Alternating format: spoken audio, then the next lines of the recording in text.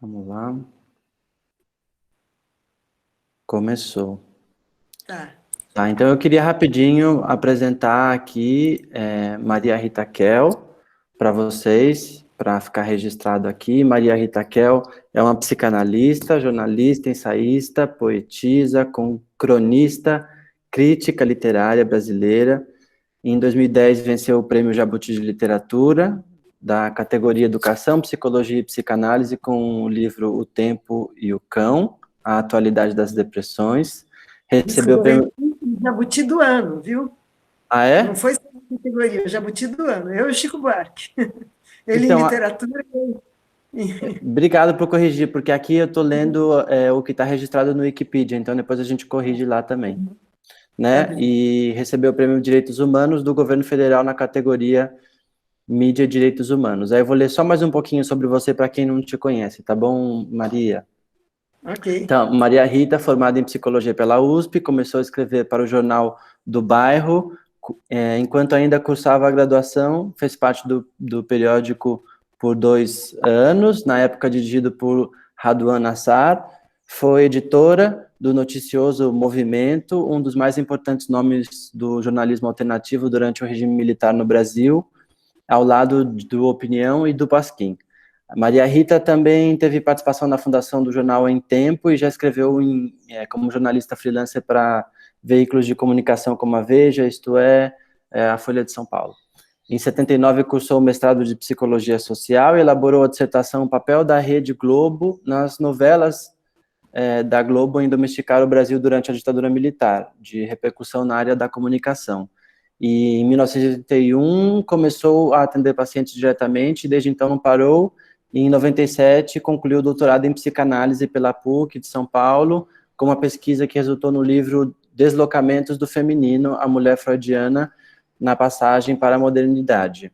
E atualmente possui um total de 9 livros publicados, é psicanalista de membros do Movimento de Trabalhadores Rurais Sem Terras, do MST, e em 2012 foi convidada a integrar a Comissão Nacional da Verdade, instalada em 16 de maio daquele ano, para apurar a violação dos direitos humanos ocorrido no período entre 18 de setembro de 46 e 5 de outubro de 88, e é por isso também que eu estou aqui hoje com ela. Então é um prazer, uma honra agradecer você por achar o seu tempo para poder dar as suas palavras e falar um pouquinho com a gente da Associação do Parque do Zizo. Então eu queria falar rapidinho também para quem não conhece. O Parque do Zizo é uma área de preservação ambiental privada, localizada entre os municípios de São Miguel Arcanjo e Itapiraí, na região de Sorocaba, com cerca de 200 quilômetros de São Paulo. A gente está situado na Serra do Paranapiacaba, é uma das áreas remanescentes da Mata Atlântica mais bem preservadas do Brasil, e o Parque do Zizo é parte do entorno do Carlos Botelho, o Parque Estadual Carlos Botelho, que é o conjunto que abriga e protege várias espécies de fauna e flora ameaçadas de extinção. E o Parque do Zizo foi inaugurado em 98, fruto da indenização paga pela família, paga para a minha família, né? O meu tio, Luiz Fogaça Balboni, que era membro da ALN, e que foi morto, torturado pela ditadura militar em 69. Então, o Parque do Zizo tem 400 hectares de mata e desenvolve projetos de pesquisa científica, de educação ambiental, e que inclui um programa de visitas monitoradas por trilhas. Eu acho que basicamente Um dia eu vou. isso. Eu também estou convidando você para vir conhecer aqui já faz um tempo. Quando você puder, você é muito bem-vinda. Então, eu acho que assim, a gente já fez uma introdução básica, né? Eu não sei se você gostaria de falar algumas palavras. Eu tenho 3 perguntas que eu separei para fazer para você, para eu escutar da sua voz, da sua fala, da sua experiência, sobre esse contexto sociopolítico, né, que a gente vivenciou da ditadura e até esse momento crítico também que a gente vive. Então, eu queria te abrir as palavras, né, a sua fala, e aí então eu trago umas perguntas para a gente refletir um pouquinho junto. Beleza, Rafael, bom dia. Bom Bom dia, dia. bem-vindo. Eu hoje fiquei até nervosa, porque de novo eu me atrasei noutra coisa que eu tive que fazer. Falei, meu Deus, Tudo 3 vezes bem, nos desencontramos, né? é verdade. Muita paciência e foi muito gentil. Obrigado. Bom, eu vou primeiro te fazer outra pergunta, porque eu acho que ele não é um desaparecido político, Zico. Não, ele é É um uma vítima morto, vítima, torturado, isso. enterrada. É, A família que recebeu o corpo. isso. Lacrado. Tá, tá. Eu só quero fazer um comentário para quem nos ouve, não é? Para não Uhum, parecer que é falsidade biológica. Eu, de uhum, fato, participei da Comissão da Verdade, fiquei muito honrada, mas, uhum. como meus colegas eram todos advogados de presos políticos, não é? O Paulo Sérgio Pinheiro, o Zé Carlos Dias e a Rosa Cardoso, eu fiquei com a pesquisa dos índios e dos camponeses. Uhum. Eu, até então, eu atendia pacientes lá na Escola Nacional do MST. Então, acho que foi o MST que me indicou, inclusive. Foi uma pesquisa muito, para mim, muito instigante, muito empolgante e muito triste, evidentemente. Eu quero só dizer a vocês que as maiores vítimas da ditadura, numericamente, foram os indígenas, né? Uau. E não porque as pessoas achavam esquisito, mas os índios estavam contra a ditadura. O que aconteceu? Não, não era isso. O que aconteceu é que a ditadura foi invadindo as terras indígenas, né, numa época que não se sabia, quer dizer, já se sabia, na verdade, desde os irmãos Vilas Boas, mas o governo ignorou, né? Inclusive o ministério que tinha que cuidar dos índios ignorou. Então, que os índios não tinham resistência para as nossas doenças. Então, morreram cerca de 8 mil indígenas, um cálculo aproximado, porque os índios na época não Uhum. estavam no BPE nem nada, cerca de 8 mil indígenas, isso porque cada etnia depois foi reportando, mas esse cálculo já estava sendo feito, não foi a Comissão da Verdade que fez, por doença de branco, por gripe, por desleixo, por descaso. Eles morriam de gripe, eles morriam de sarampo, eles morriam de catapora. Né?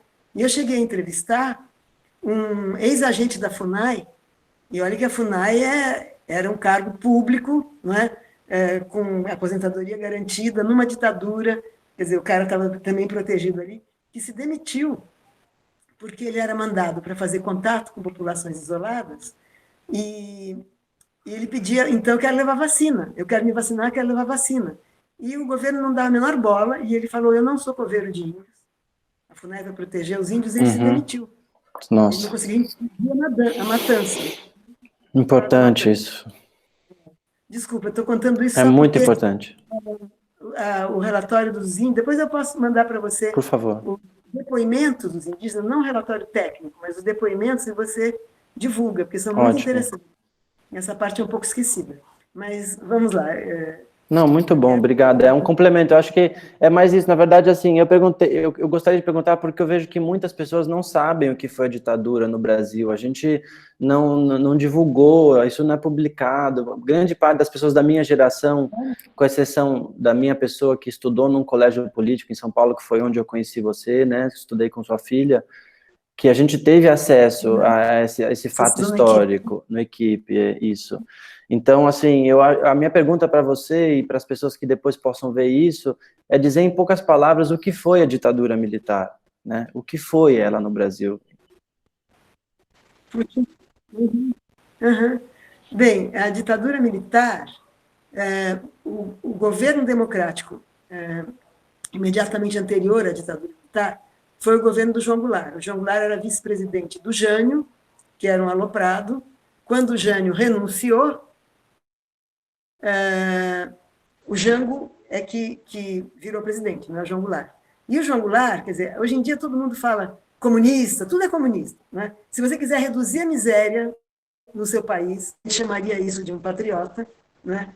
Um presidente, uma liderança ou um governo de Estado, como Flávio Dino hoje em dia, que tem políticas públicas excelentes no Maranhão.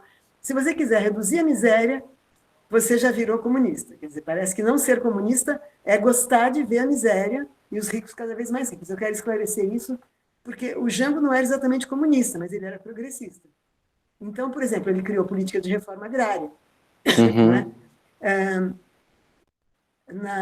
No começo do governo dele, o tempo de vida de um trabalhador rural, ele era tão explorado, ele era tão subnutrido, o tempo de vida era por volta de 27 a 30 anos, a expectativa de vida. Eu não tenho o número exato agora, porque eu não fui pesquisar de novo o relatório. Né? Então, ele criou política de reforma agrária, ele criou com Paulo Freire políticas de alfabetização de adultos, enfim, ele foi criando uma série de políticas de diminuição da desigualdade no Brasil. E aí veio o golpe. Quer dizer, o golpe vem como veio o golpe contra Dilma e a eleição agora. O golpe vem sempre, me parece, promovido pela mesma elite ruralista, né? Uma parte também dos industriais, né?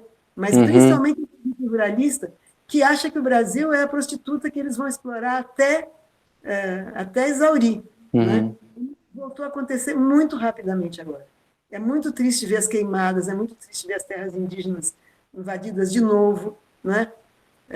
Enfim, não vou ficar falando, só quis falar então o que foi a Comissão da Verdade, que foi para investigar isso. E eu investiguei os indígenas e os camponeses. Ótimo, obrigado.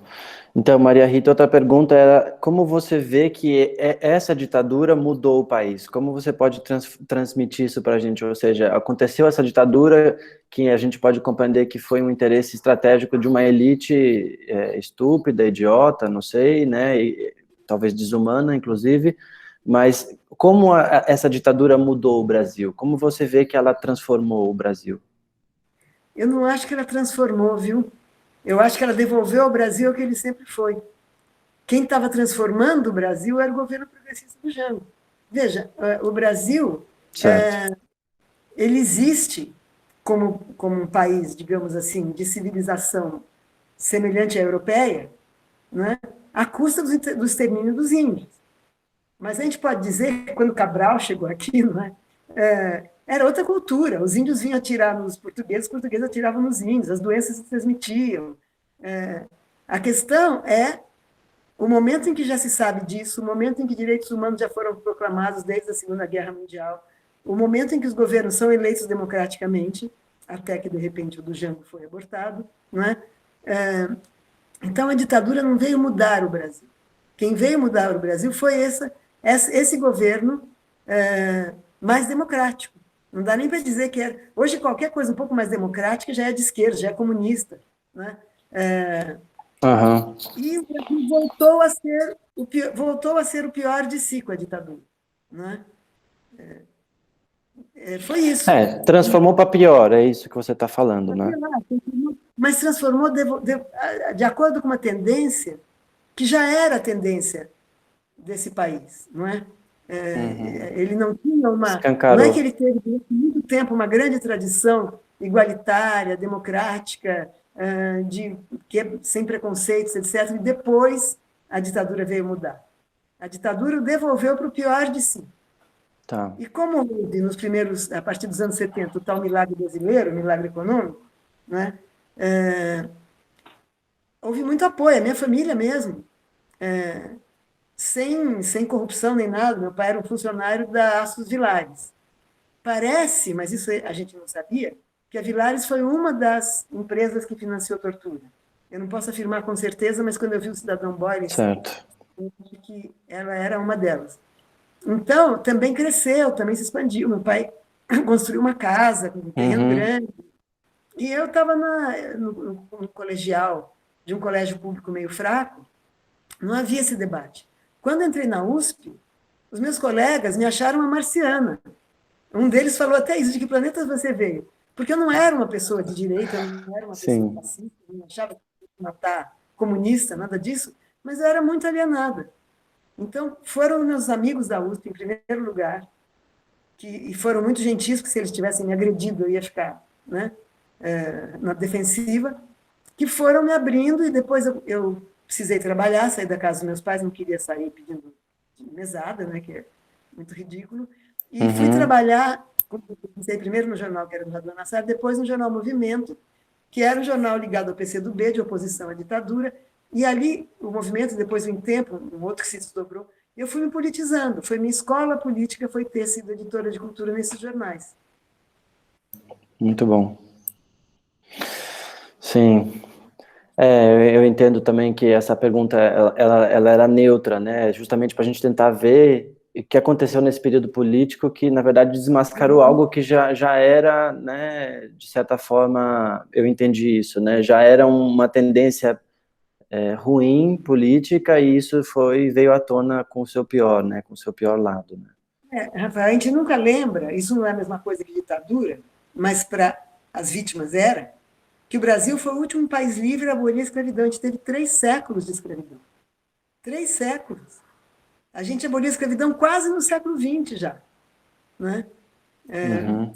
Então, e ao abolir a escravidão do jeito que foi abolido aqui, sem nenhuma política de reparação para os etc., criou-se uma população afrodescendente que não veio aqui a turismo, veio aqui capturada, em navios negreiros, morrendo no caminho, aquela coisa toda que todo mundo sabe, criou-se uma população miserável. Porque o fazendeiro que explorava, digamos, 1.000 escravos, sem pagar nada, com uma ração de subnutrição, na hora que ele tem que pagar algum salário, ele bota 800 na rua e superexplora os 200 mais fortes. Então, essas pessoas saíram procurando trabalho, procurando bico, ninguém dava emprego para ex-escravo, tinham medo, inclusive, não é? E nós temos uma herança deles maravilhosa. O Brasil, se tivesse sido colonizado só por portugueses, seria um país muito melancólico.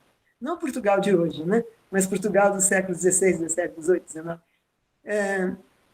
É uma população que nos trouxe uma cultura do samba, das religiões de matriz africana, do próprio jeito mais à vontade, mais alegre, mesmo em situações difíceis, de ocupar o espaço público. Enfim, nós temos uma cultura favorecida pela escravidão. Tá, eu vou fazer mais uma pergunta em relação a essa questão toda que tem a ver com a associação do Parque do Zizo, com a história do país, né, com a ditadura. Então, assim, uma última pergunta é como que a gente pode ver ainda hoje presente essas marcas da ditadura no Brasil? Como você percebe isso? Então, bom, evidentemente na eleição do Bolsonaro, né?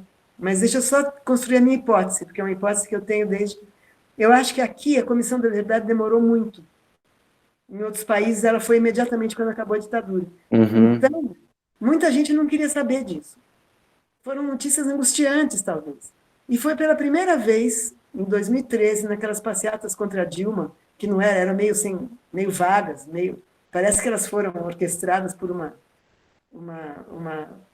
ONG, não, porque ONG é outra coisa, mas por uma organização americana que trouxe aquilo para cá, e explodiu aquele monte de jovem descontente no final do governo Dilma. Mas pela primeira vez eu vi um rapaz numa passeata com cartaz pedindo intervenção militar. Era uma pessoa, mas aquilo me acendeu um alerta, porque eu falei, nossa, ele ouviu falar de ditadura, ele ouviu falar, e ele achou que era uma boa ideia. Né? Com tudo que a gente contou, tornou público. E também surgiu, durante a Comissão da Verdade, isso eu acho que é de má fé, as pessoas foram espalhando isso, a chamada teoria dos 2 lados, dos 2 demônios, como se fossem 2 exércitos se enfrentando. Né? Então, vai ganhar, o outro vai perder, eram 2 lados. E não era.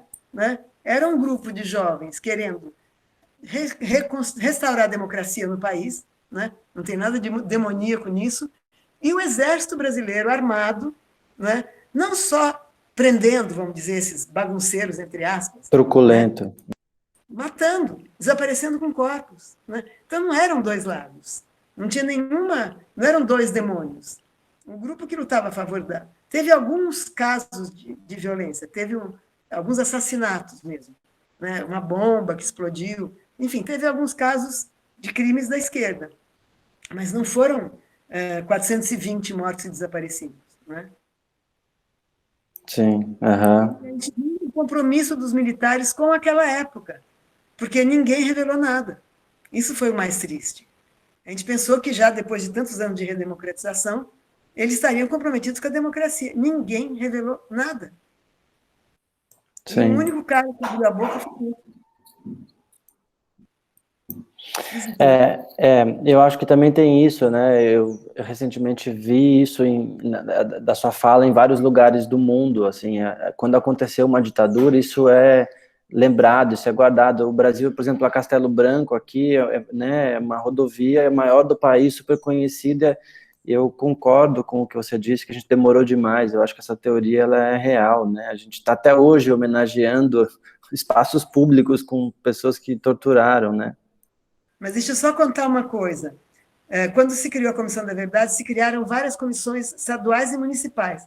A Comissão Municipal daqui de São Paulo na gestão Haddad, que foi uma gestão ótima, elas conseguiram aprovar na Câmara trocar os nomes de alguns logradouros públicos que tinham nomes de ditadores.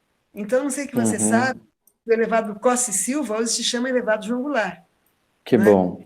Que, o viaduto Milton Tavares, que foi o torturador que fez desaparecer a Ana Rosa Kuczynski, a irmã do Bernardo Kuczynski, hoje se chama viaduto Ana Rosa Kuczynski.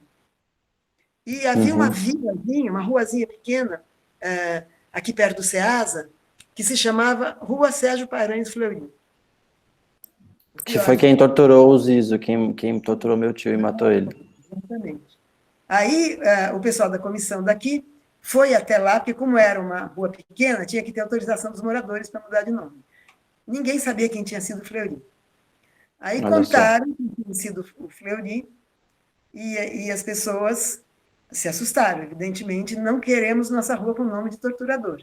Aí tentaram botar o nome de um desaparecido político, eles também disseram, não, mas também não queremos o nome, é muito triste. E ficou se chamando Rua das Rosas. Tudo bem, aquele pessoal não era politizado, não quis botar, mas não tem importância, não quiseram o torturador. Né? Então, isso foi uma coisa que tem a ver com a gestão municipal, aqui deve ter acontecido em outras cidades também. Interessante. E agora temos o Parque do Zizo, há quanto tempo já? O Parque do Zizo desde 98. Na verdade, o que a gente sabe é que é o único no país, né, e talvez provavelmente no mundo, parque ecológico em homenagem a um estudante que foi torturado e morto por uma ditadura militar. O Zizo tinha 24 anos, né, ele foi morto em São Paulo e o caixão dele veio para cá lacrado e tudo isso, mas ele tinha apenas 24 anos quando morreu, e a gente demorou 30 anos para conseguir, menino, 30 anos, todo um processo, né, longo até chegar na anistia e tudo isso para poder investigar a morte dele e criar todo um dossiê de testemunhas e provas. A gente foi indenizado, uma das poucas famílias que foi, se eu não me engano, 20 famílias receberam uma indenização, e a minha família foi a família que botou esse dinheiro numa área de preservação para, de certa forma, superar a história, porque a polícia veio entregar o corpo do Zizo como se ele fosse um delinquente, né? E minha família sabia que ele não era essa pessoa, então foi uma maneira que a gente achou e arranjou, né, de trazer a memória do Zizo com o que ele representava, que era a luta pela liberdade, a luta pela vida, e a gente entendeu que a natureza era a expressão dessa resistência, né? E então o Parque do Zizo é esse território. Dele, né? O Manuel Cirilo que deu depoimento para... Foi Manuel Cirilo. Inclusive a ponte que chega no Parque do Zizo, tem uma ponte que a gente atravessa, que passa chama Manuel Cirilo, que ele foi a ponte também para a gente. E tem 400 hectares de terra virgem, né, de selva virgem. Isso, o Parque do Zizo é uma das primeiras RPPNs do estado de São Paulo e uma das maiores particulares do país. Então a gente também é uma ONG pioneira com ambientalismo, a gente fez várias ações, a gente trouxe a Laís Bodansky, é isso? Da cineasta, né? Isso, a gente trouxe a Nausete, a gente trouxe Marina Silva, Fernando Meirelles, um monte de personalidades que, de certa forma, ajudaram e continuam ajudando a gente a trabalhar com conservação, com educação ambiental. Então, o Parque do Zizo é um palco político, né, para a gente discutir também questões ligadas à ciência, à saúde, à história, né? Então, por isso também fica esse convite para você vir conhecer a qualquer momento aqui o nosso parque. Com certeza. Que é pioneiro como uma RPPN numa terra particular, não é isso? Isso, exatamente. Aqui no alto do Vale do Ribeira, que é o maior contínuo remanescente de Mata Atlântica do país e onde estão os maiores macacos das Américas, que são os muriquis. Aqui a gente tem onça pintada. Então, é o último remanescente, o maior contínuo que representa 1/3, né, dos fragmentos de Mata Atlântica. Então, é um privilégio. O Parque do Zizo está cravado no meio dessa selva. E eu acho que para contar uma história também para você assim, sobre o Parque do Zizo, é que depois de muitos anos, né, com o INCRA, com georreferenciamento, com questões de litígio fundiário, disputa de terra, tudo isso, né, para legalizar essa terra, a gente descobriu que o Parque do Zizo é um grande Z. As nossas divisas fazem um Z, nem se a gente quisesse a gente ia conseguir isso. Então, tem esse amparo sensível, assim, do mundo, né, do Parque do Zizo ser esse território. A gente imagina que sim também, acredita que sim. Então, era essa fala, Maria Rita. Eu queria te agradecer por o trabalho, pelo empenho, pela dedicação, né, pela sua história, seu engajamento, o trabalho que você fez pelo Brasil, pelos brasileiros. Então, é muito importante a gente saber que tem pessoas como você que estudaram, que conhecem, que divulgam e que levam o nome da democracia para o mundo, né, do Brasil. Graças à presidenta Dilma Rousseff, hein? Eu não estava Então, fazendo essa iniciativa pois minha. mas é o envolvimento também do seu esforço, da sua dedicação, do seu estudo. Então, agradeço demais essa dedicação, essa sua história, e atenção com a gente aqui da Associação do Parque do Zizo, em disponibilizar essa fala. Peço desculpa dos vários desencontros, e vou te Imagina. mandar os depoimentos dos indígenas e camponeses Ótimo. para você poder divulgar, porque Isso. é E para a gente também ter como arquivo aqui também na nossa ONG esse material. Você puder divulgar, porque como depois veio o golpe, e agora temos essa Certo. desgraça, Uhum. isso deixou de circular, mas é público, todo mundo tem direito, tem acesso, então eu vou te mandar. Muito bom. Eu, na verdade, assim, eu agradeço demais, adoro essa possibilidade da gente poder trocar esse intercâmbio, enriquecer, ter esse material, ter acesso e poder disponibilizar ele para um grupo maior de pessoas interessadas, e dizer, em nome da Associação do Parque do Zizo, esse muito obrigado para você, agradecer demais, e como presidente da ONG, hoje, oficialmente, lembrar que é aniversário do Zizo, né, ele estaria cumprindo 76 anos no dia 25 de maio, ele nasceu em 45, então hoje é uma fala também em homenagem ao nascimento do Zizo, que a gente entende que foi um estudante que lutou pela democracia, pela liberdade do país. E ter você aqui é uma honra. Zizo presente. Tá. Legal, obrigado. Tchau. Tchau, tchau.